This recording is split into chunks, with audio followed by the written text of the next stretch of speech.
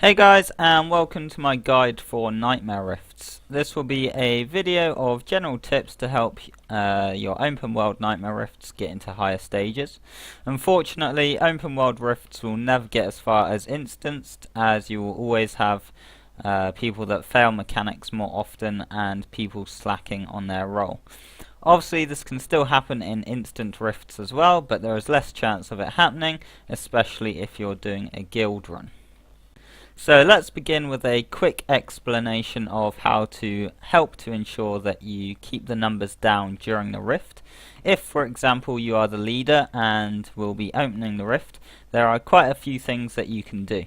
To start with, get as many guildies and friends, and maybe even friends of friends, into your group. Ideally, you need to get a full 20-man raid before you start the rift. Once you've invited everyone you know, and if there are still spots available or open, now is the chance to send some messages out in the level 65 chats to invite others. Once you've done a few rifts, you'll probably spot a few people that often fail mechanics, and I love to call them slackers, and you then know not to invite them again if you want to get further into these rifts. Now that you've got your 20-man raid together, you need to try and assign roles. This isn't confirmed to be the best, but it probably is, as it kind of makes sense.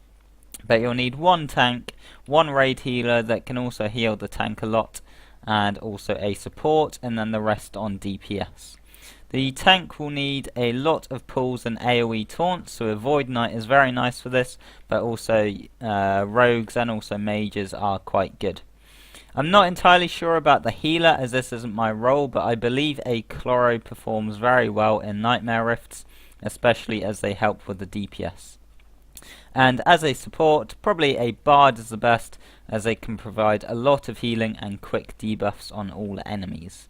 The rest will be damage dealers, and you want people on the best spec, which will be hybrid specs. Unfortunately, not everyone is willing to play hybrid specs. I am one of these currently because I don't really like to play them, but I will learn in the future. So you want some people on single target specs, some on AoE, and some on hybrids. So that's the raid setup done. Now we'll move on to the location of the rift, or hence where you'll open it. The best places are quiet places, as you can imagine, so that not as many randoms can find the rift. I won't tell you where these locations are, as then random people will start looking in those places all of the time, and suddenly they won't be quiet rifts. So you'll have to look around for the most suitable places to open them. Once you've got your rift and you're ready to rumble, trust me, you're nowhere near ready just yet. This rule that I'm about to explain especially applies if you have randoms in your raid, and also can be very helpful even if you have guildies and friends in. You need to set out some sort of ground rules. I usually like to say, if it's my rift, I like to say something along the lines of: Rogue's Abyss will be doing the power-ups, please take all mobs to the middle, concentrate on boss abilities, and no guild banners. Unfortunately, just by saying this, it won't mean that people actually listen, but it does help. And as I mentioned, you will need someone that understands how to do the power-ups, so find one person in the raid that has a clue of what they're doing with the power-ups. This is, in my opinion, the biggest role for Nightmare Rifts to help achieve those high stages. There is a guide on the internet somewhere that states all of the power-ups and exactly what they do, so make sure you check that out once you have found it. So now that you've got all of that information, you're free to start the rift. Throughout the rift, I like to keep the message up about who's doing power-ups and such, so that people don't forget and to help them not slack. I did mention about no guild banners.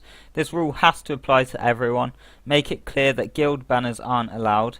You have to find a way to make people listen to this rule, as it's very important.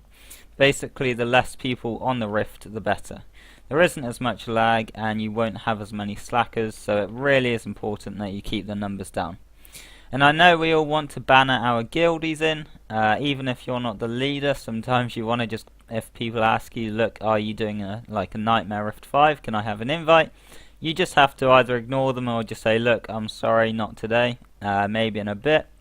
But trust me, this is definitely worth doing. You'll get a lot more out of it if you don't invite other people. So just say to them, look, I'll invite you next time, but not now because I want to try and keep numbers down. People do understand that. If they get bitchy about it, then that's their own problem. And that's about it for today's guide. Just make sure you set out those ground rules and don't invite people that you know are useless. As I said, once you've done a few rifts, you'll get to know the people that start slacking, and then you know that you don't need to bother inviting them next time. So thanks for watching my guide, and hopefully see some of you guys in future videos.